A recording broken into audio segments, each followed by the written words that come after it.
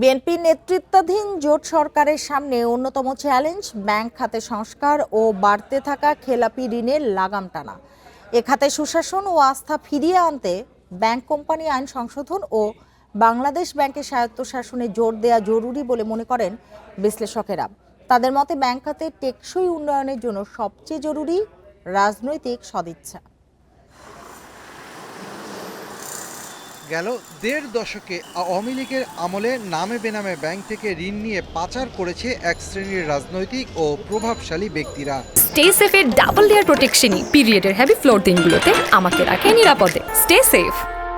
নিয়ন্ত্রক সংস্থার দুর্বল নজরদারির কারণে ব্যাংকে পাহাড়সম খেলাপির পাশাপাশি আস্থার সংকটে ধ্বংসের দ্বারপ্রান্তে এ খাত।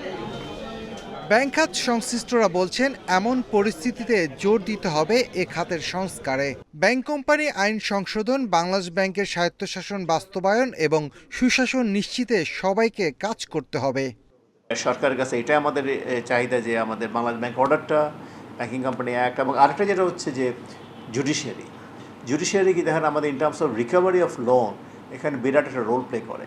এই জুডিশিয়ারিতে কিন্তু দেখা গেছে যে ওভার দ্য ইয়ার্স এখানে কিন্তু একটা মানে জিনিস লিঙ্গার্ড হয়ে যায়, বড় হয়ে যায়। একটা জিনিস করতে গেলে 8-10 বছর লেগে একটা কেস ডিসপোজাল করতে। এটাকে কীভাবে ফাস্টা করা যায় বাই ইমপ্রুভিং জুডিশিয়াল ইনফ্রাস্ট্রাকচার।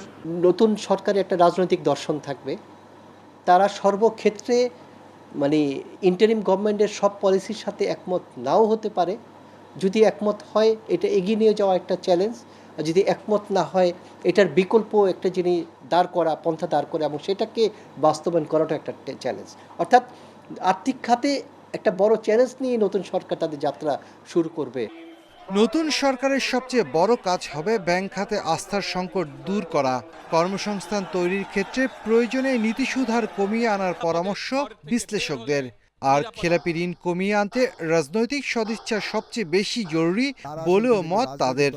যারা খেলাপি ঋণ গ্রহণকারী তাদেরকে হয়তো তারা দেশ থেকে পালিয়ে গেছেন বা বিভিন্নভাবে হয়েছে, এখন সেগুলোকে আদায় করার জন্যে একটা অন্য ধরনের ব্যবস্থা নিতে, অর্থাৎ তাদের যদি এখানটায় যে সম্পদ বা অন্যান্য আছে সেগুলোকে ক্রোক করার ব্যবস্থা করা, আদালতের মাধ্যমে এগুলোকে আদায় করার জন্য যে ব্যবস্থা গ্রহণ করা।